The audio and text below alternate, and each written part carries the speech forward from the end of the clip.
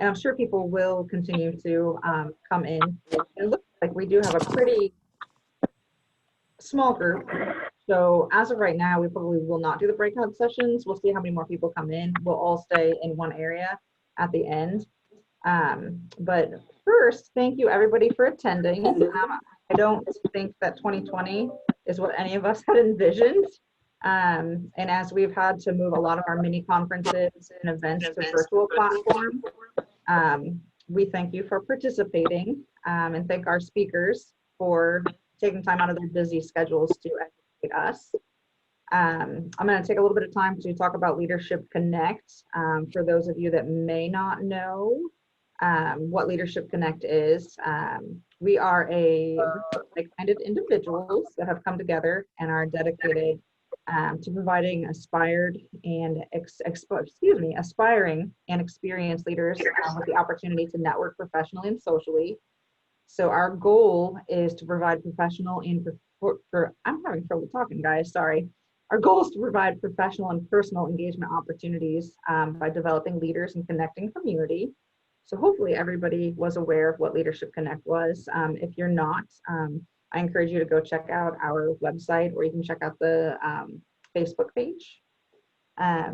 So our Q3 conference is what you all are attending, is geared toward promoting nonprofits and volunteering and getting more involved in that avenue within our community. So we have Richard from the United Way, and then we also have Susan from Decker Consultants, and they have a lot of nonprofit volunteering and board involvement experience. Once they are done expanding our brains, we have Emily from CODA. She's the executive director. And then we have Susan Turner from the Children's Museum. There's Susan. And then we also have Jody from Happiness Bag. So they're going to talk a little bit about their organizations and kind of what they expect volunteer-wise, or the opportunities they have. I had some dental work done yesterday and I'm still having problems. I promise I'm not slurring my speech because I've been drinking. I just want to get that out of the way. So that's why I'm having a little bit of problem. So once we have Richard and Susan talk, then we will move on to our executive directors. I'm going to hand it over to Richard now. He is with United Way of the Wabash Valley, and he knows a lot about the nonprofits and kind of just serves as a segue to being able to volunteer. So I'm going to hand it over to Richard. I'm going to unmute there, and Mel, I'm perfectly fine leading this off if that's what you wanted. I didn't know if Susan had stuff she was wanting to share ahead of you know what? Susan was the first person. Sorry about that. Susan, you're up next. Susan is going to Richard, you're fine. It does not matter to me at all. I'm not following my own agenda. Because I always learn stuff from Susan that I can use in my talk, so it's really better for her to go. I'm going to hand it over to Susan next. That's who I had on the agenda next. I didn't look down at my agenda while I was talking. I just was going by memory. I'm going to hand it over to Susan, who is going to expand our brains, and then she'll hand it over to Richard. That works. Great. Hi, folks. I'm Susan Decker. I'm the principal for Decker Consultants, and I work with an organization called BoardSource out of Washington, D.C., whose main focus, or only focus, is on developing boards and good governance in nonprofits across the world. So when you think about serving, first off, how many of you are currently serving on a board? If I can see hands, and for those of you that I can't see your face, if you can do the, so most of you are already there. Okay, so, you know, then it becomes a little bit of a question of what prompted you to join that board? And I would say one of the most critical components is if the mission is an area of interest for you. Because if you can't affiliate with that mission, you are never going to become a good, strong, engaged board member, right? If that is not something, that mission isn't something that you can serve as a strong ambassador for your community, then wait until you find a board that you really feel compelled to be an ambassador for that group. So somebody like me, I'll give an example of something you shouldn't do. So I joined a board recently, align with the mission fully, have supported it financially for a number of years. Knew when I took it on that I may or may not have the time to devote to it. And quickly figured out, and Richard might smile at all this, quickly figured out I really didn't have the time to devote to it. And here's what happens is, as a board member, you then feel guilty because you don't have the time to commit like you know you should commit. And the very thing that you have a mission interest in and feel compelled to serve becomes, you know, kind of a rubbing point. So I would say if you have joined a board, even if you've got great mission alignment, but you really don't have the time to be a good board member, think about stepping off that board until you have time to really engage and be a good board member. So typically we think about what are our personal goals in joining? Is it going to help? I think of Leadership Connect as such a great opportunity. Will your role on that board help you become better connected to other people in the community? Will it help you develop skill sets that can help you both professionally and personally? And the other thing I think you always have to think about as a board member, if that's the route you go, are you prepared to financially support that organization? Because if you choose to be a board member, that organization should be in your top 5 of your giving portfolio. And if your giving portfolio is, I'm barely making it by myself, you still turn and say, if I'm going to serve as a fiduciary of this organization, I need to be giving financially to support that organization. And it's a gift that is significant to you, right? Significant to you, not significant to somebody else on that board, right? So what's significant to you? And the other thing, I think that as a board member, one of the most important things you can do is go to that executive and say, how can I as an individual help? And at a board meeting, say, how can we as a board help? We need to be a partner with the executive. That's our job. Identify the ways you can engage. And that might mean serving on a committee. It might mean serving as an ambassador. But always think of your role as a board member as service, not sitting. I don't want you to talk about I sit on a board. I want you to serve an organization. And then lastly, if the board commitment of being a fiduciary, of having those legal responsibilities, if that's not what you're ready for or don't have the time for, look at ways that you can volunteer that will keep you involved in the mission, because organizations need volunteers as much as they need board members. But commit when you're ready to commit, follow through on what you say you're going to do, give them money when you have it, and just be prepared to be a partner with the organization. That's kind of where I come from. Richard, how about if I flip it? Well, does anybody have questions, or you might want to wait until after Richard does his and we could answer questions collectively. Yeah, that's totally fine. And just always I want to have Susan lead into anything I ever say about our organization. She's being modest. Susan, her example with us is a little bit different, because I would still do anything to have her at even one of our board meetings all year. And I do mean that, Susan, because of, I can't express enough the vast knowledge that she brings. Mel, you're really over-exaggerating my experience in nonprofit. I have a lot of experience in serving on a board. I think both of you have a lot of experience. And just a little bit in in seeing the other side of that from an executive director's point of view now, and viewing out at the board members that I used to be viewing in for 9 or 10 years on the same board.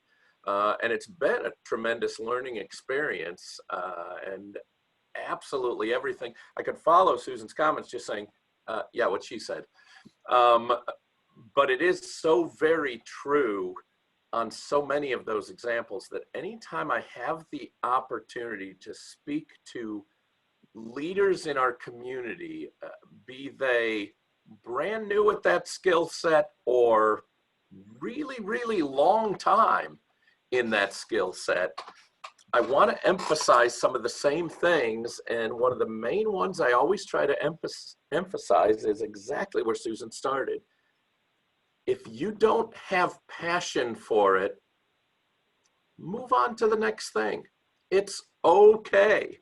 You're all great people. You all have various passions, but never, ever want to sit on a board, serve on a board. I'm trying to get better at that, Susan.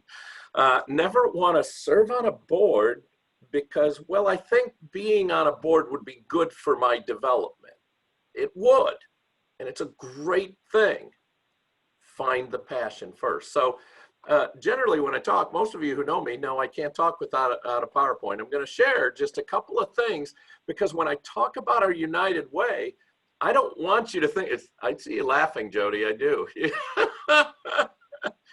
But when I talk about a United Way and I get excited about it, it isn't just because, hey, I want you to get involved. It's because we're trying to get leadership in our community passionate enough that to me, it's not important that you serve on our board or serve in our organization because we're trying to collaborate with everyone.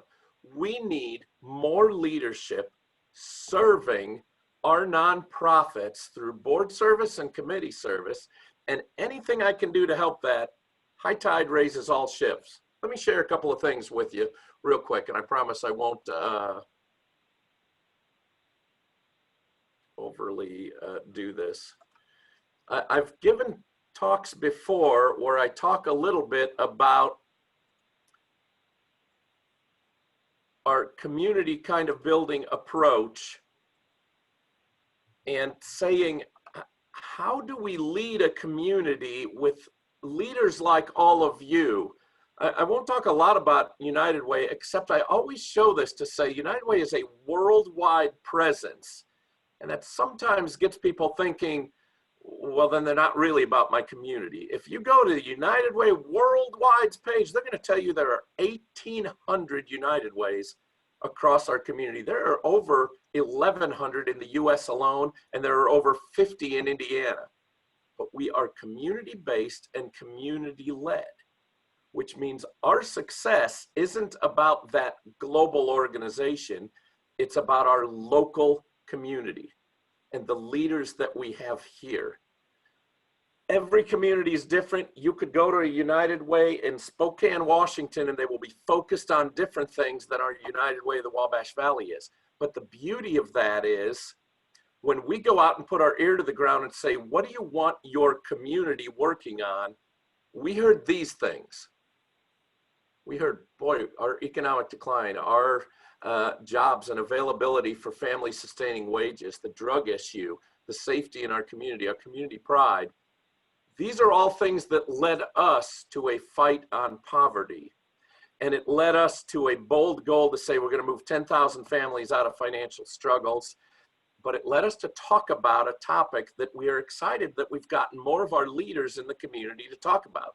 And I want to engage leaders like all of you in that same conversation of what do you mean by this ALICE population? Database study. ALICE is an acronym of Asset Limited, Income Constrained, Employed. It's trying to take that negative connotation of poverty being about lacking motivation or laziness and turning it on its ear that a lot of poverty is hardworking, struggling families that need support in our community. And you'll say, well, wait a minute, I didn't want a United Way talk. I want to talk about where I can get involved in leadership and how that works. if I showed you our community in Indiana, and the darker the shade, the higher percent of households who are struggling to get by, look what we're right in the middle of. And then say, well, where would my passion fit into helping our community grow and be better? Our United Way has a unique approach that we believe that we are fighting for the health, education, financial stability of every single person in our community. And we've done it by putting together these impact councils. Finally, I'm getting to where can I serve that meets my passion? Because that's really what we want. I would never tell anyone, oh, you need to just jump on the board of directors for United Way. Well, except for Susan, I would say that. But I'm just giving you a hard time. But what I would tell people is, well, why don't you tell me first what you think could really stimulate our work in the community toward breaking a cycle of generational poverty or helping struggling working families? And you might say, I think early childhood education is hugely important for that. Well, you know what?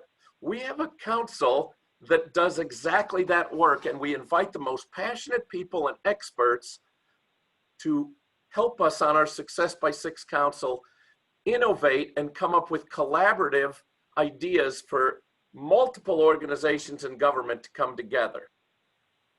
Or you might say, well, early childhood education is great, but we're never getting anywhere in our community if we don't address the substance use disorders. We agree.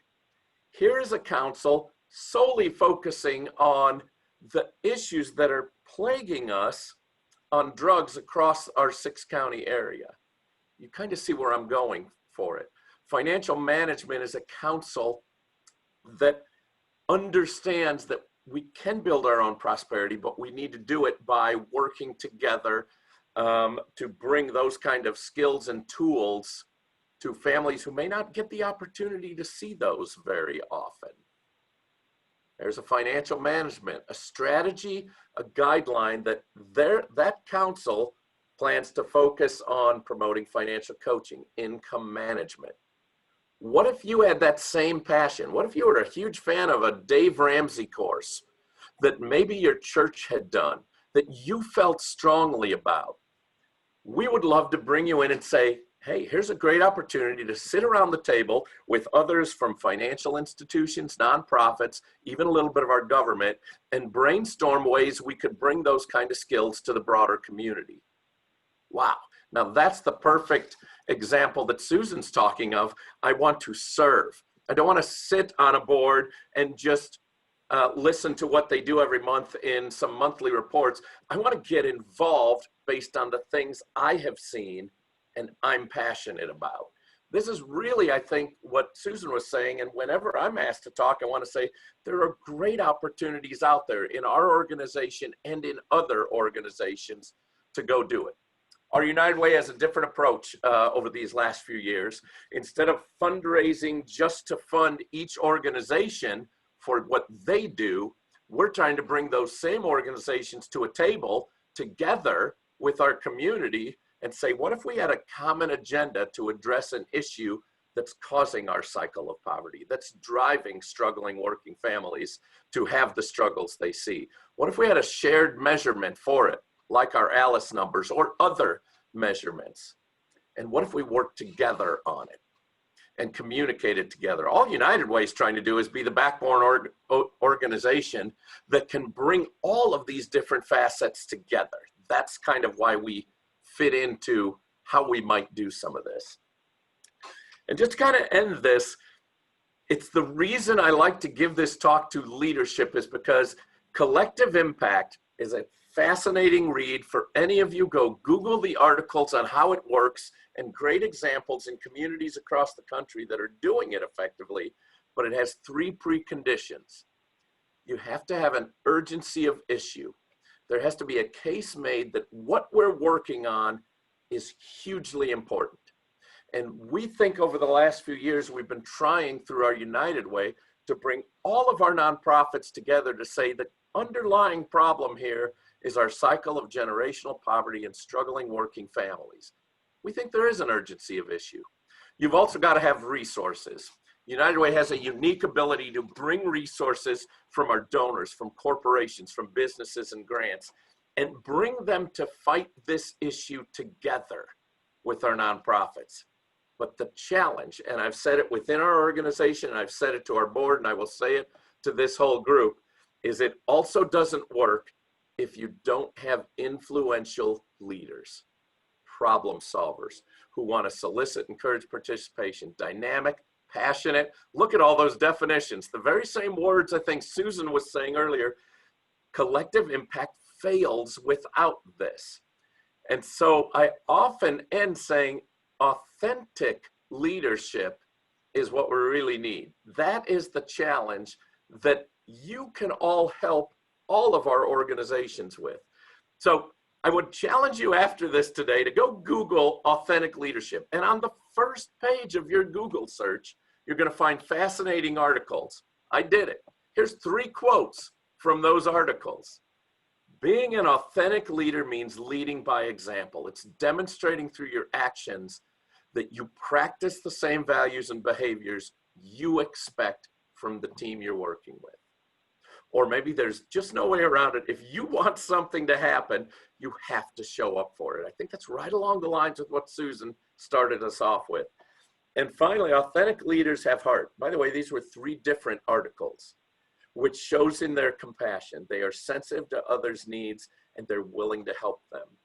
I hope you picked up on the same theme of 3 different quotes from 3 different articles. And it ties right back to Susan's comment. You cannot just sit on a board and go to meetings. It is about serving. It is about action. It's about showing up all the time, and it's about being willing to help. All of our nonprofit organizations need that. I think Susan is right on that. I would be thrilled if all of our board members came to our execs. I know that the other execs on this call feel the same way and said, yes, we are donating to you because we're passionate about it, but we'd be equally and more excited for them to show up at meetings and say, hey, I'll take on that action and I'll do it in between the 2 meetings. I'll take some of my time and try to drive this program or project a little forward and bring some great ideas back to the board. That's what showing up for it. That's what willing to help means. That's what we need. I'm going to lastly just point you out. Mel had asked maybe if I could show folks places they could get involved on our particular website, which has about the easiest area that you can look at. You can just go to what we do. There's that little clicker. And if you blew it up, you would see, I'd love to learn more about this ALICE program, or I'd like to know what you're doing in financial stability. What council is there? Here's under community, our Strong Neighborhoods Council, where if you click that page, you'd go to a simple page that you could scroll down. There's that little scroll bar. And every single one of our councils has this neat little strategy guide. Go find out if it's something you are passionate about.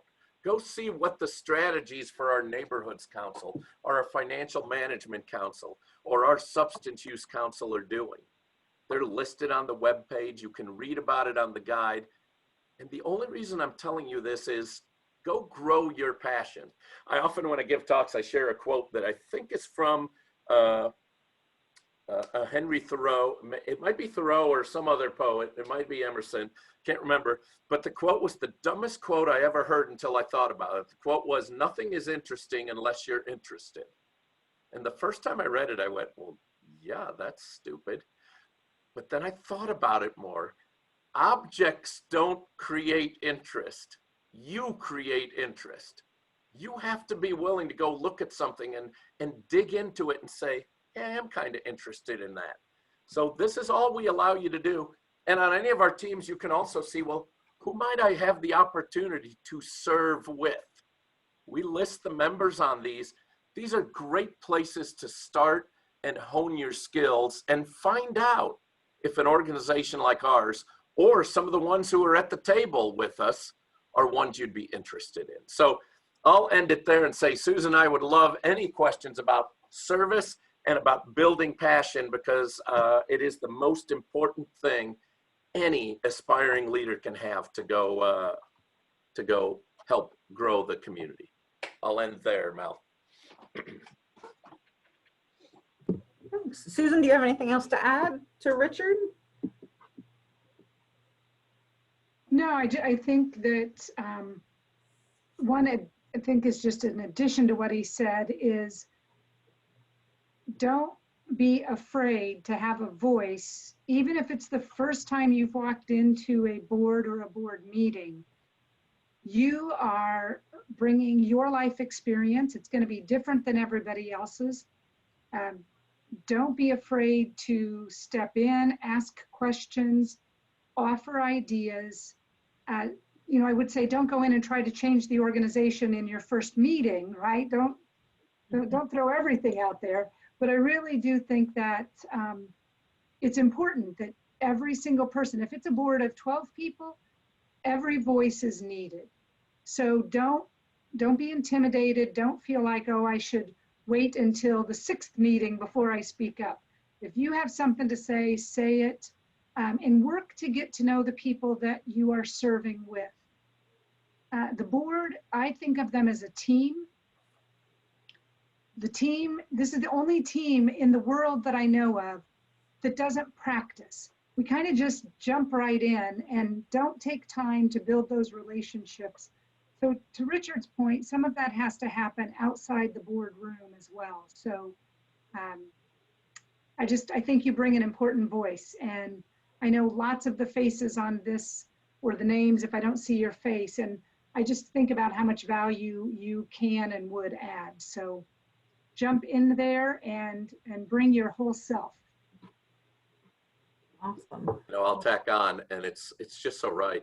And we've got several of our execs here. I know I feel this way when I'm at a board meeting and our board doesn't speak up.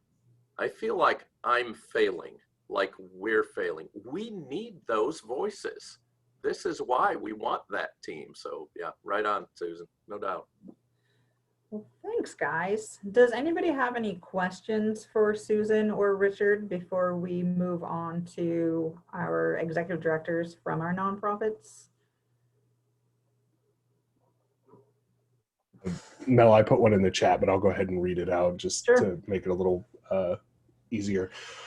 So Susan and Richard, as leaders in your respective organizations and as leaders on boards, if you see someone out in the community or within other organizations that you see a lot of potential in, and you're like, oh my gosh, like this person would be perfect for our board, how do you go about recruiting those individuals and bringing those individuals on and really getting them, you have to find out if they are passionate about it, right? And make sure that that's a fit. But once that's there, how do you go about recruiting and kind of setting them up to take that spot? Jared, I'm going to jump in, Richard, real quickly, because my answer is, I'm sure, a little bit different than yours, because Jared, I'm not, I'm not leading an organization that has a board right now. But I still think it's really important for me to do that. And I think it's about what we call tapping people. So going to somebody and saying, I think you've got great potential. You've got a great skill set to many of the things Richard said. You show up ready to be involved. And I would encourage you to find an organization that matches your passion. I've sat with many a person and gone through, what do you like? What don't you like? And what kind of service do you really want? And I also have, and Mel, I can send it to you to send out if you'd like, but for instance, I have a set of questions you should ask before choosing to serve on a board, right? So I think we as people that love the community in which we live really have a responsibility to tap and encourage future leaders. I think that's critical. Awesome. Totally. I'll take a little bit different approach. I've actually seen Susan's list of questions. They're excellent. Years ago when I started at this, I kind of felt that even our United Way was struggling with its board recruitment a little bit. so much so that I wanted to actually recruit by using those questions for the folks if they weren't asking it, because if you don't ask those questions, you can't really understand if you're passionate about it. The other thing I always, and I've been this way either, whether it was managing a power plant or a small organization or being on a board, I've got a little bit in me of build from within. Your best passion for what you do may be coming from the people who are working with you on committees and other areas. They've already helped demonstrate that passion. I'm not always the strongest advocate for, well, we need to go outside our organization, find someone else. There's a balance to that. You do need new eyes, but whether you're building your own employees, whether you're building your board, start folks in and see how much passion they have for the work they're doing on your committees. Part of my presentation was trying to show you all, hey, there's lots of places to get involved. See if you're passionate about any of them. Probably some of our best board members came up through the ranks of, they just wanted to start as a committee member on this thing that they like to do and found out more about us and then wanted to do more. And at some point you realized we need these people on the board. They're the folks who are showing up and have the passion. So I would definitely, Jared, say you've got to build from within as well. But it's not as easy as, there's some awfully good people who may not know about your organization who you can go see if they have the passion for it too. Actually, I don't know if it was you, Richard, or Susan that had said it, but you talked about just having the passion for a board and not being afraid to move on. I think that was a really important statement. I struggled. I was on a board not too long ago and I just didn't have passion for it. And I had a hard time letting it go because I felt like I was failing. So I think that's something for everybody to keep in mind, that, you know, sometimes you think you're going to have the passion, you get on, you don't click with people, and it's okay to move on and try on different things. So I kind of like that. It made me feel a little bit better. I think we as directors have to make that easier too. It doesn't mean the person isn't a great person for our community, but if that connection isn't there, we need to wish them to go find where that connection is and make things as easy as possible for that. That's my opinion on that. Does anybody else have any other questions besides Jared before I move on? Jessica, I feel like you look like you do. I do, always. Kind of extending on that, I've been director at Mental Health America for almost a year now. And do you have any advice going forward with some board members that I can't tell if it's the pandemic, if it's a burnout, if it's lack of passion? How do I go about a few members that I can't really get to even communicate, but respectfully? Because like, as you mentioned, I know that they are very important to the community and other assets, and you know, they're valued. So maybe it is just they are experiencing pandemic, you know, mental health problems or burnout issues, or compassion fatigue is something I've heard thrown around working in nonprofit right now. Just any advice on how I can approach those people, and just question if, you know, if it's the best fit or if there's something I could do for them, if like getting coffee would be something we could do and just chat, just any advice on how to respectfully kind of call them out on sitting versus serving. Love that. So I'll give a quick answer, which is a question. Jessica, does your board have a governance committee? That is something I don't know. I know we have an executive committee, a development committee, but I don't know about that. I should know that though. Well, so a governance committee is the group that really is responsible for what I'll call the care and feeding of the board. So making sure that there's, you know, a strategic engagement plan for the board. So the first thing I would say is the board has to be able to hold the board accountable. So in my perfect world, you wouldn't be the one who has to do that. So the board members would be doing that. But let's say you don't have a governance committee. there's nothing wrong with you doing that. But there is a little bit of a power dynamic here that you serve at those people's behest, right? I mean, at the Right. end of the day. So I think any time of reaching out with a phone call, like to go have a coffee or just to have a conversation, I think it's very much about, it's kind of what Richard said, we have to make it easier for people. So I would always lead with, you know, appreciate everything you've done for this organization currently.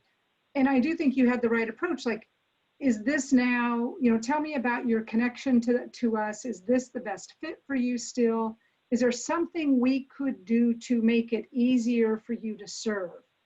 And sometimes it goes back to what Mel said, and even what I said about the people who feel guilty that they're not meeting the responsibility like they wish they could.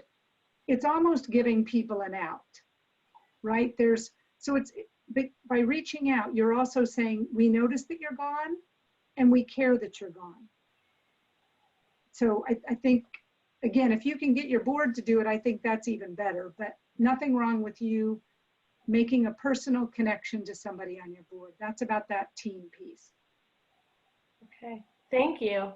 You're welcome. And Richard may have a different perspective as a, you know, No, as the leader of the organization. I'm just saying it from a board member's perspective. I'm going to underscore that kindness part of, we care that you're gone. We're not hammering on you because you're gone, but you know, we wanted you on the board for a reason, and it's important to us. And if they can't make it work, I think that's okay. Yes, I underlined a bunch of that stuff, so thank you so much. Mhm. I have a question.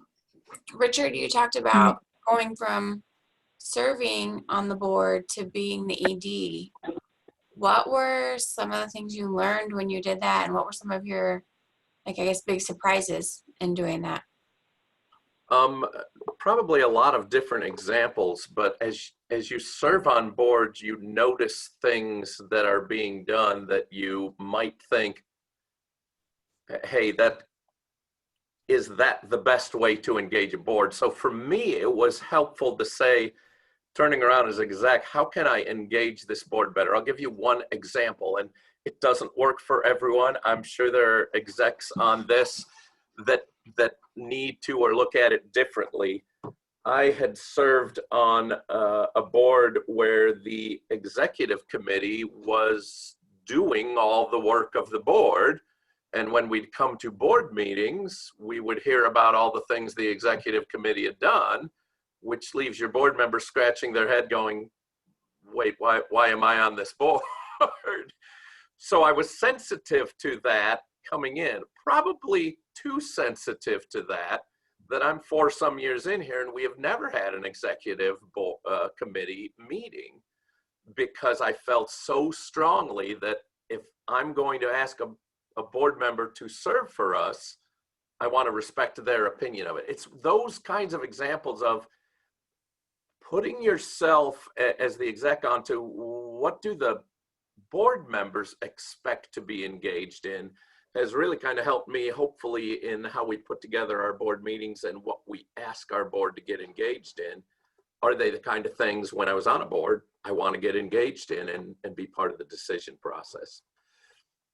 Really great thing for any of our executives to ask. Are we using them in the way, if we served on the board, we'd want to be used?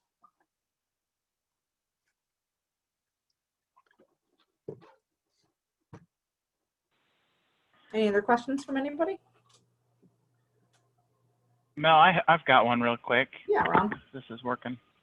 It is. I think what's so interesting, Richard, about United Way's shift, as far as their focus on ALICE and more long-term financial health of the community, is as you know, as financial advisors, seeing the economy over the last decade and really longer than that start to really shift. And the big behemoth companies that were such a big part of communities like ours, supporting lots of jobs and middle income families, disappear, and really just everything, the workforce reshape, and seeing a lot more folks fall below poverty. Do you think that is a trend United Way's shift is a trend in the nonprofit world that will continue, where the focus is not always so specific on a specific need, but more in being a part of the community as a whole, getting better, healthier for folks. I do. I've always had passion for United Way from the 1980s on in the way they've done it, and I think they have tried to change with the times. Almost all of you who are involved with any, either as directors for the nonprofits or on boards, have noticed, I'm certain, the change in trend of donors. Donors like me in the 1980s, where I'm going to give and I trust that it's going to be used in a great way. And donors of today want to, I had Craig McKee put it close, some of you know Craig, they want to follow that dollar right to the end of where it went, which was never the case 20 years ago. Today's was, I want to know the impact I'm making. Well, to get to your point then, Ron, what you have is we've got thousands more nonprofits. And we've actually got more charitable giving in the US in the last 10 years. It's been going up.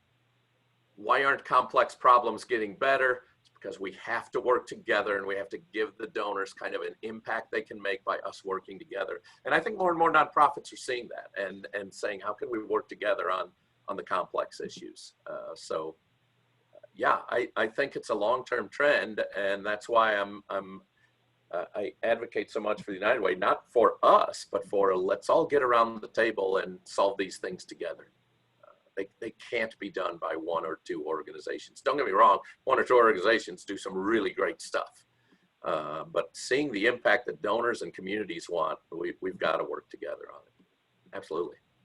Yeah, and Ron, I'll add just a little bit to that, which is we are seeing United Ways and things like community foundations become conveners. So what they used to do was just say, what nonprofits are out there? Tell us how you want, how much money you want and what you want it to spend it on. Now they've shifted that and have become conveners, where they are pulling the community together to say, what are our biggest challenges? And they are looking for more nonprofits to form strategic partnerships so that instead of having duplicative services, what we have are 2 nonprofits or 5 nonprofits that are saying, here's what I do best, here's what the other does best, and they're coming together. And we're seeing a big shift in charitable dollars, whether that be through donor-directed funds, community foundations really pulling together in that way. You still have, well, during this pandemic, the assumption is, the most recent information came out saying that we're going to lose about 1/3 of the nonprofits. And if that happens, then that strategic partnership model is going to become even more important. That was my, that really touched on my follow-up question. Do you see resistance in the nonprofit world to doing exactly what you're talking about? Because our community, I think, is such a good example of, we really do need to be careful that we're not spreading our resources in all different channels trying to, accomplish the same thing. We really need to work together. Is there resistance in the nonprofit world, or do you think it's more on the positive side that nonprofits are being flexible and taking that approach? So maybe it's a combo. I would say that some are being forced to be more nimble because the funding mechanism is different. I don't know that they would have necessarily done it on their own. So for instance, there was, a lot of angst when United Way shifted the model. There's a lot of angst when the community foundation shifts its model. Anytime that happens, sometimes I think, like during the pandemic, we get forced into those changes. And Ron, if you think about like health-related charities in particular, there are, thousands of breast cancer organizations, but new ones get built every day because somebody will say, well, mine's a little bit different, or my mission, has this focus, not that focus. So rather than naturally looking at where can we come together, we often try to set ourselves up uniquely. And I do think that the hand is being forced a bit. But once people see those opportunities for strategic partnership, they see value. I'll give a very quick example. I work with the El Paso, Texas United Way and with the Paso del Norte Foundation down there. They often had differing goals and they were funding a bunch of different nonprofits. When the Walmart shootings happened about 1.5 years ago, the organizations came together and said, you know what? We need to be non-duplicative and we need to do this as a collective. And they created something called El Paso Strong. And what was interesting is I had been there about 6 months before talking on strategic partnerships that nobody really wanted to hear. And here we were 6 months later, their hands were forced.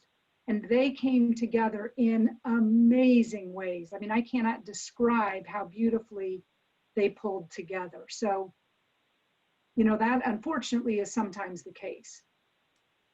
Yeah. Great information. Thank you. Welcome. So somebody else had asked a question in the chat. Gina asked, with so many nonprofits, is there a master list that we can look up? I know the United Way is what I go to a lot, the United Way website. I frequently look on there. And then there is GuideStar. I don't know if you can look up nonprofits. You can check to make sure that they are a nonprofit. Does anybody else have input on that? That's a good question. I think both, and this is way more data than you want, but it's from the geeks, so you have to know that where it's coming from. Lindsay got real excited about data. There is an Indiana nonprofit database, so that, and I think it's run through IU in some conjunction with them, but they use databases from the Secretary of State's office and some others to list registered nonprofits to do business by, I think, by county. So if you just Google Indiana nonprofit database, you will pull up. I'm not going to tell you it's a wealth of information about what each one of them does, but it does tell you what is registered that way. And it will kind of blow your mind on the number of nonprofits and 501c3s that are out there. Awesome. And if you're interested in something more national, there's the National Center for Charitable Statistics, NCCS. And that's the other thing, folks. If you have an opportunity through a professional association with which you might work or be a member, or if you're interested in a more national organization, don't be afraid to look at that, because national organizations are looking for board members just as often as local. And I'm a big believer in supporting my local community, but I also think there are times that you can serve at a national level, which draws, you know, Terradice up into that national level as well. So don't be afraid to spread your wings and give some of that a try. Terradice, I like that. So in an effort to try to stay on time, I'm going to go ahead and move on to our executive directors from our nonprofits. First is going to be Emily Murray from CODA, and everybody congratulate her because she is actually the new executive director for CODA, and she has come on to speak with us. So they are going to talk a little bit about their organizations, what they look for in volunteers, and if they need board members. We always need board members, Mel. Every nonprofit does. Yeah, we need all sorts of things. Okay, thank you for having me, guys. My name's Emily Murray. Like Mel said, I just stepped into this position. Hi, Christina. I just stepped into this position about a month and a half ago. So it's been a trial by fire up in here. I've been very busy. That's right, Jared. The question's not if, but how many. That's always the case. So I want to tell you guys a little bit about CODA. I'm not going to take up too much time because I know we have a few other executive directors that need to get up here and talk. So I'll tell you a little bit about CODA. Our organization was established in 1985 by some local residents who had been involved in abusive relationships. So they wanted to start a domestic violence agency, and that's what they did. Today we have a shelter. It's a public shelter. It's located on 26 South 17th Street. Anyone could walk up to the door. That doesn't mean that you're actually going to get into the building, but you could walk up to the door and ask for services. We're mostly known for our shelter. But we also have a courthouse office. We offer a wide range of services here, absolutely all sorts of services. So at the shelter, people can come and stay at our shelter if they need to get away from their abuser. We are at 50% capacity right now due to COVID-19, which is a real bummer, but it's the only way that we can kind of separate people and keep everybody safe and healthy. So we are full right now. We can't take anyone else at the moment, but that changes pretty often. Once someone leaves, within 48 hours, we'll be at full capacity again. So we've had to turn quite a few people away this year due to COVID-19 because we're just full. We're just full all the time.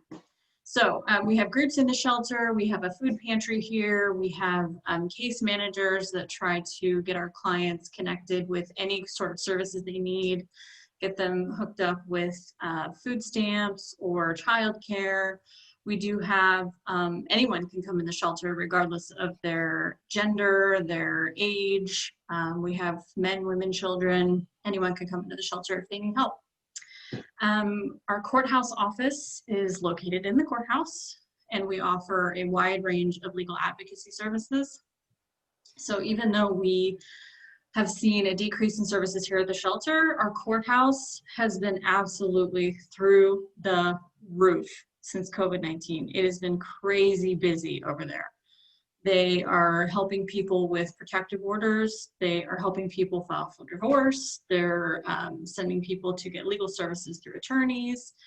I mean, they take more phone calls over there than we're taking even here at our hotline at the shelter. So we are just absolutely busy, busy, busy this year. COVID-19 has seen a real increase in domestic violence, which is frightening. So I should also say that the mission of CODA is the elimination of domestic violence and sexual assault through societal change and the empowerment of abused individuals and their minor children. We have an education program here at CODA. We have one person, a full-time employee that specifically does education. We have an outreach advocate that does education in Vermilion and Park counties, and then I'm hiring another part-time advocate to do that in Clay and Sullivan counties, because we do serve all of those counties in addition to Vigo. Unfortunately, we, because of COVID-19, can't go into schools right now. We can't go into jails, we can't go into prisons. So we're having to kind of pivot how we provide our education services. Everything's changing, and so we have to change with the times. As far as volunteer opportunities, that's also changed. We used to, let people come in and do volunteer things here at the shelter. We've had to change how we do those things too. We do have a couple of volunteers from Indiana State University. They get course credit for doing those things, but we can't just let any volunteers come into the shelter right now because we just have to be careful who we let in. So as far as volunteer opportunities right now for CODA, it's mostly going to be limited to board members and committees. We do have a number of committees. We have a nomination committee. We have it's a fundraising committee. I'm sorry, I just blanked out on you guys. We have a fundraising committee. We also have a building and grounds committee. We have a very large shelter. If you guys have never driven by, you really should. And I'd be happy to give anyone a tour of the shelter sometime too. It's a really neat place, and we have a really nice fenced-in yard. It's all very secure. And then we have a couple other committees too. Like I said, I've only been here for about a month and a half, and I've been implementing a lot of changes within the organization. So, one of the things that Susan and Richard touched on this, I talked to my board about trying to get volunteers on and saying, listen, people don't have to be board members. That's a big commitment. That's a big commitment for a lot of people to make, especially people my age, people with young children, people who are really busy, which is probably a lot of the people on this call. It's a big commitment to make. People can be on committees. You don't have to be a board member to be on a committee. So I'm trying to really reinforce that to my board right now. if you have someone that you know that's a really, great volunteer, they don't have to be on the board to be on a committee. So I've really been trying to reinforce that with my board members, because we have a low board right now. We're at about 12 members, and they have this new executive director who's really excited. I've got all this energy and I'm pumped up and we're changing all these things. And so I need some new volunteers that are just as excited and pumped up as I am.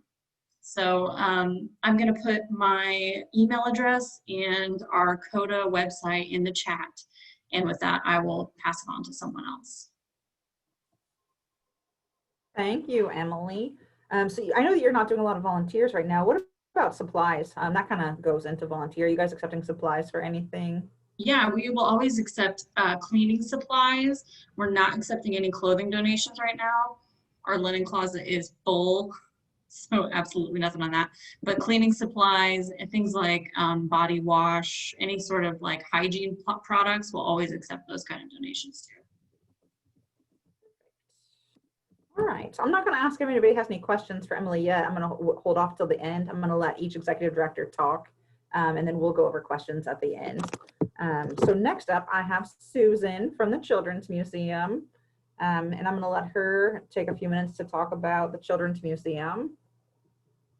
Hi, Susan. Great. Hi. Well, thank you for asking me to participate today. It's kind of surreal. I was one of the founding members of Terre Haute Young Leaders, and now I'm on this end as an old leader with my gray hair showing through and feeling a little nostalgic, quite frankly. I have been the executive director at the Terre Haute Children's Museum since January of 2019, so not quite 2 years yet. And had someone looked into a crystal ball and said, you're going to take this job and a year and a half into it, you're going to be in a worldwide pandemic, where touching high touch things is not allowed, I would have said, let me think about this. But the Children's Museum has been around for over 30 years. We were founded, much like many organizations, by a group of dedicated volunteers who saw the need for a science and technology children's museum in the Wabash Valley. And I am so grateful for those science teachers who came together and said, we need this. We started in the basement of Central Christian Church and moved to the storefront, that's what we call it, on Wabash, which is now the Century 21 Realty office. And 10 years ago, in 2 days, on September 24th, we moved into our beautiful new building at the corner of 8th and Wabash. It's a 3-story building, 26,000 square foot. And we really focus on teaching kids, getting them engaged and excited about STEM learning and all that goes along with that. One of the things I didn't realize when I became the executive director, I knew about all the building and all the stuff in the building. What I didn't realize was how great my education department was and all the programming that we do along with the actual exhibits in the building. So summer camp and hands-on science demonstrations on the weekends. We do classes for babies. Our Baby Explorer classes are taught time for toddlers to get them excited about learning.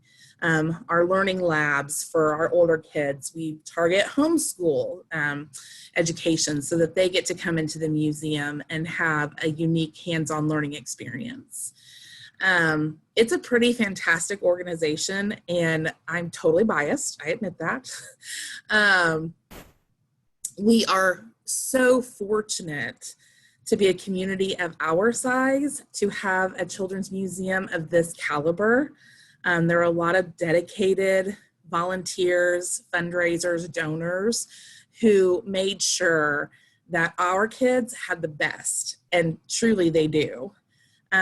It's a fun job. I wasn't looking for a new job, honestly. I was approached about becoming the executive director, and I'm so glad that when I was tapped, I said yes to the opportunity. It has been a wonderful experience for myself and my family. I really feel blessed to be here right now. I would also like to just give a shout out to Richard and Susan Decker. I have gone to both of them on multiple occasions and said, I need your help. And they always say yes. So if you ever need their help, please don't hesitate to reach out. They will help you. And they're both pretty cheap. I had to pay for Richard's lunch one time, and I bought Susan some tea last week. So pretty cheap. Let's see, what are we looking for in volunteers? Because of COVID and the situation that the museum finds itself in right now, we don't have a whole lot of day-to-day volunteers. We have a core group of volunteers who are all in that high-risk group. So I communicate with them regularly. I tell them I love them, I miss them, I can't wait to see them back, but now is not the time. That they need to stay home and take care of themselves. We've had volunteers in from all the colleges, high school groups. All of that's kind of come to a close or a stop for right now. The museum is currently only open on Saturdays and Sundays. And we're not seeing, for a couple reasons. Number one, when we reopened after our closure, the number of people that returned was about 23% of what we normally see. And so to financially sustain the organization, we needed to change our business model. So we are currently in the business of providing education, and we have launched our Museum Academy, and we are paying our bills because we have created learning pods. So in order for the students who are in the learning pods to get the best educational experience, we decided to go ahead and close the museum Monday through Friday. So we're only open on Saturday, Sunday, which limits volunteer opportunities. We do have a board. I have a board of 20, and currently I am not recruiting board members because I have my hands full with the 20 that I have. We do offer three-year terms, and as people roll off, I will start looking for new board members to step in and fill those roles. What I am looking for is people to serve on committees, because we have several committees that have kind of fallen by the wayside. And so I'm looking to re-energize those in the next year or two. There's a personnel committee, there is a fundraising, marketing, and membership committee. Our largest fundraiser of the year is 100 Men Who Cook. So there's a committee solely dedicated to 100 Men Who Cook, which will be an interesting committee to sit on next year as we think about how do we do an in-person event that raises 6 figures. Our largest fundraiser of the year. It makes up 1/7 of my operating budget. How do we do that in person? Can we do that in person? Because right now the governor says you cannot. So will that change in the next few months? We'll see. So there are lots of opportunities at the museum when we operate normally. And I believe we will get there Sunday. Right now it's a little bit limited, but if you do have any interest in learning more about the committee structure or the museum in general, please reach out. I will also put my contact information in the chat. Thank you. And I'm going to mimic what Emily said. I think that you guys did a very good job of pivoting your business. Emily gave you kudos in chat. I don't know if you saw that, but I think it's pretty amazing to be able to turn your business into more of an educational platform coming from what you did. So that's awesome. Good job. Well, I'm going to make a shameless plug. We are still enrolling children into the Museum Academy.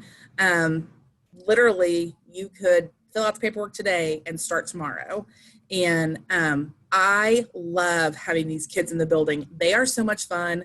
It is hard for me to stay focused and like do the things that I have to do here, not go downstairs and be with them. I think the parents who have partnered with us in this educational opportunity are really pleased with the results that they're seeing for their kids. I know my husband's a teacher and his students are struggling. This is a weird time that we're in. So I think if there's any way to give support to families right now, we have a responsibility to do it. And we do have scholarship dollars available that are going unused right now. Like, I have free money to give to people to get them in these pods. So if you know anybody, please send them my way. Great, thanks, Susan. So I am going to move on to Jody. And again, we'll hold all the questions till everybody's done. And Jody, you're up there in the right-hand corner for me. So Jody is the Executive Director for Happiness Bag, and she is going to speak a little bit on Happiness Bag and what they do. So everybody, welcome Jody. Thank you all. I first want to start out with, after hearing Emily and Susan, I feel like the senior citizen of the group, because come next May, I will have been with Happiness Bag for 35 years for what was supposed to have been a part-time summer job coming out of ISU. In addition to that, Happiness Bag will be celebrating its 50th anniversary in April of next year. So we're trying to figure out how can we have a celebration with everything that we've got going on right now. So that's one of our challenges at this point. So yeah, Happiness Bag has been around since 1971, and one of the neat things that a lot of people are not aware of is we started out as a touring theater company. The original founders started out utilizing students from ISU, and they performed plays and performances throughout the Wabash Valley area, and started to integrate individuals with disabilities into the performances, and it just kind of grew from there. When I came on board, that had kind of phased out a little bit, and my background is in recreation and physical education. So the drama, that wasn't really my strong suit, and it was more the recreation, and we moved more into a recreational format. About 25 years ago, we were still in a little house, two-story house on South 7th Street, which has since been demolished. And we have moved to our current location out on Union Road behind the fairgrounds. The big joke whenever we made this transition was we were going to need maps because we wouldn't know what to do with all of this room. That has since changed, and over the last 3 years, we have been involved in a capital campaign trying to generate funds to expand our current facility. Because the need of individuals with disabilities has so greatly increased. We provide programming and services to individuals ages 5 through adult with intellectual or cognitive disabilities and physical disabilities. Through our programming, we have an adult day program that meets at our facility Monday through Friday. Prior to the pandemic, we're averaging 60 to 65 individuals on a daily basis. And we're at a point where we had to turn people away because we simply did not have enough space to utilize and meet everybody's needs. We also have a residential program, which a lot of people are not aware of, where we provide staffing and assistance for our friends to live in their own homes. They want to be and do just like everybody else does whenever they graduate and they move on. And so we provide them with the supports that they need in order to do that. We have 7 homes that our friends live in. And then we also have respite services, as well as, getting our folks out into the community when it's safe. Overall, with our residential and our day service programs, we provide programming to over 200 individuals. We are also the county coordinating program for Special Olympics Indiana for a 7-county area because outlying counties have difficulty finding volunteers that want to man the programs. So we have athletes that come to us from Sullivan, Clay Park, Vermillion, across the river, as well from Illinois that are also participating in our Special Olympic programs. We also, because not everybody wants to do Special Olympics, we have recreational programming. So we do have something going on, or did, year round. Obviously, as with everybody else, COVID-19 has taken its toll on us and what we can do. Probably one of the most difficult and challenging things that we faced with our friends if you've ever been to our facility or if you've ever been to a Special Olympic event, our folks like to hug. I mean, we are the hugging people, you know, hugging, high fives, whatever, was telling our folks you can't do that. And it was probably more difficult on us than it was our friends. And they've done really well. We'll say that, you know, we have gotten a few elbows to the eye and to the side of the head, because that was the one thing, we have to have that physical contact. That was the one thing that we felt we could safely do, but sometimes our aim is a little off and you'll get caught with an elbow or two. But it's all good. You know, we love what we do for our folks. We did have to shut down for a period of 2 months whenever the pandemic hit initially, because our folks are very vulnerable, and a lot of them, you know, compromised individuals that participate in our programs, and obviously Special Olympics also had to come to an end. We finally reopened May 26th, but we're doing pretty similar to what the school corporation is doing, that we have 2 separate groups. They alternate each week on attendance. We're maintaining that they stay in the same groups. They can't switch, but we had to do something to get our folks back in here and back active. Our friends, not all of them can utilize modern technology to communicate and to stay in contact with their friends and their family and loved ones. We did a lot of parades, you know, to go see our folks whenever we were shut down. And that was probably the high point for all of them, but just not being able to have that physical touch and that, you know, that high five when we did get to see them. We're still maintaining with the 2 groups and limited individuals. Some of our friends have not yet returned because it's just not safe yet with their immune systems. So, you know, we've managed, and it's been a challenge, one that we all never thought we would ever see, as you know, everybody is looking at. We just recently went through a CARF survey, which is required for us to be a Medicaid waiver provider. And our surveyor was in Oregon, and we managed to get through 3 days of doing that with a few folks in the building. But, you know, those are some of the things that we've just had to make those adjustments and adaptations, which we're used to doing, but just having to do it on a bigger scale now. We are governed by a volunteer board of directors. Right now I have 12 members and 2 honorary members. We meet on a monthly basis, and I have a phenomenal group of individuals, but we're needing more assistance where our board is concerned. Our folks are starting to, you know, it's the same people doing everything over and over again. And so, you know, we need help in spreading that out, and especially looking at, you know, trying to grow the agency even further. You know, so there's a need for that, as well as, you know, if not wanting to make the commitment to become a board member, then, you know, serving on a committee. We have the fundraising committee. We have our capital campaign committee, you know, trying to help us grow the business. And, you know, and also just being involved. I mean, again, we're kind of like Susan and Emily. We're very limited on volunteers being able to come into the agency right now because of the vulnerability of our population. So we've had to kind of restrict that, but we can still use, you know, board members that want to get involved and active. And it's not, you know, we always laugh and say we're a working board. It's not just you come in and you serve on a committee, but you come to the dances and you know, you get drugged to the dance floor and you dance. You come to the basketball games and you participate because we want you to know why you're a part of this organization and who you're representing and who you're serving. And if you don't know the friends that are a part of the organization, then what's the point in being here?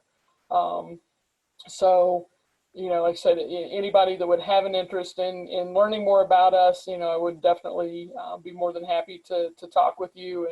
And, you know, we even invite you to come and attend a board meeting. Our meetings are open to the public, and we would encourage you to come and check us out and see what we're all about. Awesome. Thanks, Jody. All right. So I will open it up. I'm not going to do the breakout rooms. I think that we have a small enough group that we'll be good staying in one room. Does anybody have any questions for any of the executive directors, Emily, Susan, or Jody? I'll start off by asking that. I have a couple if nobody else does. I don't see any. All right. And Susan may even be able to chime in on this. How many people do you typically want on your board? I'll let Emily start since she was the first one. Well, right now we have 12, but we can have up to 22 on this CODA board.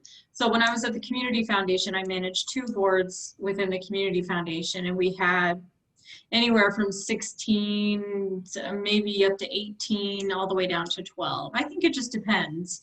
Like Susan said, she has more, she's good. She has enough. It's a lot. Once you get too many, it's like, okay, this is a lot of people to manage. So I think you want to be careful with how many people you want to get on your board, because it becomes a lot to manage. And, you know, like I'm the only person in my organization that's going to be doing any sort of board management. So I want to be careful that I don't get too many people on my board. But 12 to me is a little bit low, because there are a number of committees that I want to get built up. So I would like to be more in the 16, 17 range. And that's just for my organization. So our bylaws actually state that we have to have 12. We cannot have more than 24. So I actually have a little bit of wiggle room for board members. And one of the things I didn't mention is that our board members, in order to be a member of the THCM board, you have to be a member of the organization. So you have to buy a membership, which until recently, not all my board members were members of the museum. So we have corrected that. So you do want to make sure that when you are volunteering to serve on a board, you understand all of the commitments that are expected of you. I was saying, our bylaws also, we could have as few as 4 and as many as 24 on ours as well. But I agree with Emily, you know, that you don't want to have too many to muddy the waters, basically. But enough people that to share the wealth and to help do the job that needs to be done. Do you guys all have terms for your board members? We do, but ours aren't always adhered to because we can't get the continual membership and can continue to grow. And we have some members that have been with us that want to see this building expanded before they leave. Yeah, our bylaws state that you can have 3 3-year terms. I have 3 board members who have been serving for 20 plus years and have never taken a term break. So we're working on it. Ours is 3 2-year terms. Awesome. And I'm not supposed to be talking right now, but I am going to throw in one quick thing. Chime in.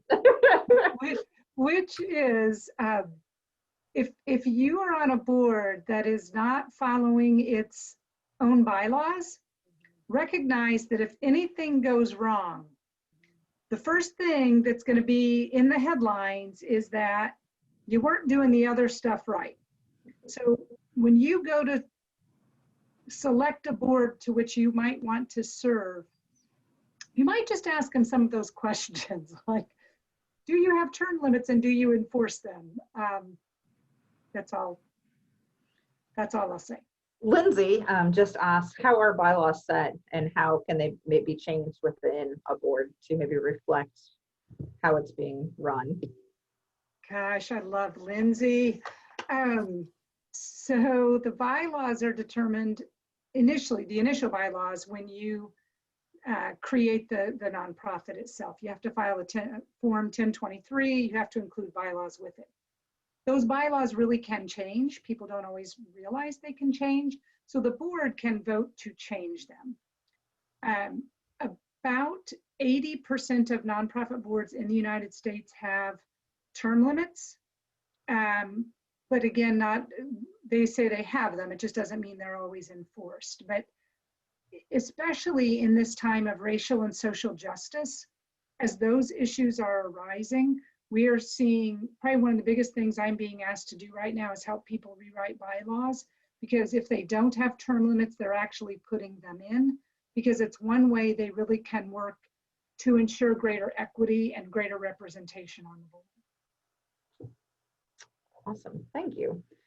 Does anybody, oh, go ahead. What were you saying, Susan? No, I said I'll be quiet now. I just couldn't help No, myself. you're fine. I knew that you'd chime in. I hoped you would. I love board governance. It gets me all excited. The weirdest thing I've ever heard. I know. Does anybody else have any other questions for any of the executive directors? I mean, Emily, that's a t-shirt in the making right there, sister. I'd be the I only need person in it the too. world with that t-shirt. No, I'll need it. I'll want it too. When Okay, you good. make it, let me In know. my top row, I've got Lindsay, myself, Emily, and Susan Decker. I think you all need it. I have a shirt that says governance nerd that somebody gave me once, so that's a really sad statement. Close enough. Oh, it's fantastic. So Lindsay actually asked another question. If you guys have any suggestions on balancing a job and board duties, if you can give suggestions to anybody. I'll just give a little context. I work 8 to 5, and it feels like board responsibilities often tend to be 8 to 5. And I happen to work far away from many of the boards that, well, far for Terre Haute, away from many of the things I'm involved in. So, like, suggestions for that.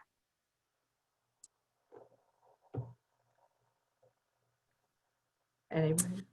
Well, I think it comes back to having that open and honest communication when you're deciding to make the commitment to be on a board. You know, you need to have a clear understanding of what the executive director needs from you. And it could be that what they need from you doesn't happen 8 to 5. And if it does, then you need to make the decision. Are you willing to take vacation or PTO time to go do that? Or is this not a good fit for you right now? It doesn't mean that it doesn't fit always. But because we're friends, I know that you don't have a ton of flexibility in your workday. You know, I've always had jobs that allowed that flexibility, that I could go and do volunteer service on the clock. So until you have that position, maybe it's not the right board position for you.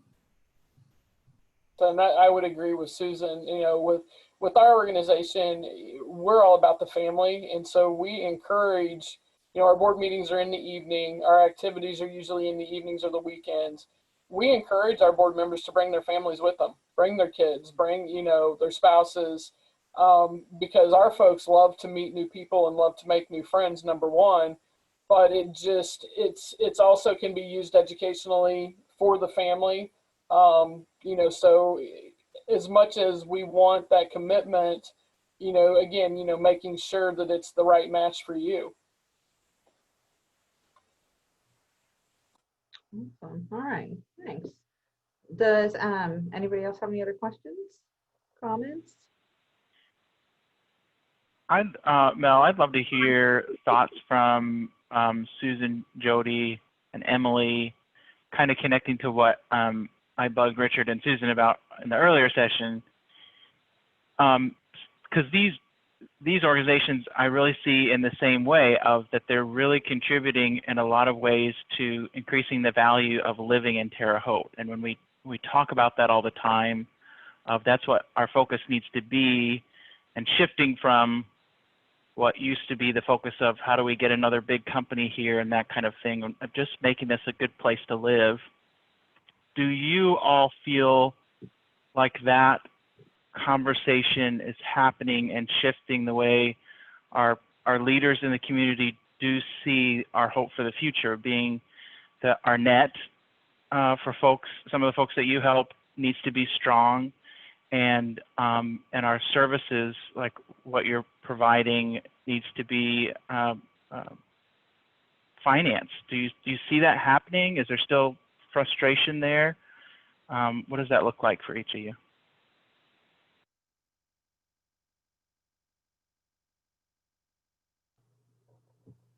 You guys gonna make me go first? I was going to make you go first, Emily. When all else fails, just start with Notice how none of us are jumping in right now. That's fine. I think it's getting better. I think it's getting better and getting stronger. Like I've only been here for a month and a half, but from what I've seen so far, I work in the shelter. We don't have an admin office anymore, so I'm in the shelter every day. And I see the vast amount of resources that we're able to offer people, like outside resources. The majority of what we do is referring people to other resources. So we have so many partner organizations that we say, hey, can you help this person with this? Can you help this person with this? This person needs this. So a lot of what we do is just hooking people up with other resources in the community. So I think it's getting better. And you know what I was thinking about when Richard was talking about Alice? Many of my employees are those people. You know, not that long ago, I was Alice. You know, just a job or two ago, I was that person. So, and one of my goals here as executive director is to increase the salaries of my employees because they need a living wage, especially it's hard for a nonprofit. It's hard for a nonprofit, and nobody here expects to make millions of dollars. They're here because of the mission. All of my employees are here because of the mission, but they should be able to make a living wage. They shouldn't have to live paycheck to paycheck. And they're doing such hard work, you know, for all the people that come through the doors here. So in short, I think it's getting better. I think it's getting better. I think we're getting more resources, and this might be a little off topic, but I think we're all working together more. So I don't know if that answers your question or not, but that's what I've got to contribute. Thanks, Emily. So the museum finds itself in a different place than we've ever been before because of COVID. And much like Emily's staff and probably Jody's staff, my people don't make near what they should make. I'm actually embarrassed when I was hiring people to tell them how much we could afford to pay them. But because of COVID and because we had to close for 3 months during the peak time that we made money during the year. So the museum doesn't just always make money. It's like we make money like this. And when we make money, it's got to sustain us during those times when we are not making money because people aren't coming to us. So the museum closed its doors during the time when we make our money for the year. So I'm living currently off of the cash reserves that we have been able to save for years in the past. And we're having conversations right now. I've met with my board of directors and my finance committee more in the last 6 months than I have in the last year and a half, because we're having really hard conversations about what does this organization look like. We all believe, and I'll stake every penny I have and my whole reputation, the museum will make it through this crisis, but we are going to look different. We already look different. And so how do we make it from this point till whenever the regular museum business goes back to being the regular museum business? So I will say that the community has stepped up in a big way to help us. They might have to do more because we can only make it so far on our own. You know, when you're only seeing 23% of your revenue return and you've already cut back to the bare bones, you know, there's some really hard decisions that have to be made. And the museum is such an integral part of the quality of place for Terre Haute and the Wabash Valley. Like, it's really important that we figure out a way to change and pivot and make the best of the situation so that 30 years from now, generations can always point back to the Children's Museum being a part of their learning experience. You know, we're in the same boat, you know, with our employees. Direct support professionals don't make a lot, and you know, they are Alice also. What I can say about our agency and having been here for so long is there were times, you know, early on in my career with the organization and even after we had moved to this location, that were it not for the support that we received from the community, our doors wouldn't be open. And there would be no, I mean, how do you tell that to the individuals that we serve? I'm not saying that it's not been a struggle since COVID hit, but the support that we have received from the community throughout the years leading up to this pandemic are what are pushing us through. You know, we have to, particularly on our residential side, we have to provide services whether we're getting paid or not. We cannot allow our folks to go without supports and without staff. And we can't ask our staff to do a job without paying them. And so, you know, through what we've been able to do and how we've been able to grow over the last, you know, maybe 10 to 15 years is helping to push us through, you know, this rough spot that we're all experiencing. And I do think, you know, we like to refer to ourselves as, you know, a hidden treasure. I mean, granted, we're down here behind the fairgrounds and a lot of people don't know we're here. I have some people that still think we're on 7th Street. But if you don't have a loved one or don't know someone who has an intellectual or a physical disability, we're not really in your radar. So, but we've done enough throughout the years to build us up to where we are at to be able to survive through this, but that wouldn't have happened without the support in the community. And I think that support is still there because we're all still making it. It's a little tougher and a lot more difficult, but without the community, we wouldn't be there. Well, thanks, guys. I appreciate you sharing the struggles that you're having too, and just not making everything rainbows and roses, because I think a lot of organizations have really struggled through COVID. So yeah. Does anybody else have any other comments or questions before we wrap up here? I really appreciate Richard and Susan speaking. And then also I'd like to thank all of our executive directors from their nonprofits for participating as well. I think that they put all their email addresses in the chat. So if anybody does want to reach out or has any more questions, feel free to reach out to them. I put Susan's list of questions for the board in the chat as well, but we can also send it out via email. We'll do that here shortly. And also I'm going to do a shameless plug for Leadership Connect as well. We do have some committees as well, and we're always looking for people. Jared reminded me to remind you. Thanks, Jared. So if anybody's interested in joining a committee for Leadership Connect, I think I remember them all, but if I don't, I'm sure Ron or Jared will chime in. But we're looking for anybody on our engagement committee, which we haven't met too often throughout COVID because we're not allowed to meet in person, which that's slowly changing. We also have our marketing committee, the membership committee, and am I missing a committee? Jared, Ron, I think that's everybody. We have go ahead, Lindsay. Lindsay's committee. There's the education/conference committee. Is that the correct term, Jared? Close enough for me. I was also going to plug the Inclusivity Task Force. It's kind of a committee, but more so a task force to kind of get us started. So yeah, there's a lot of awesome committees to get started in.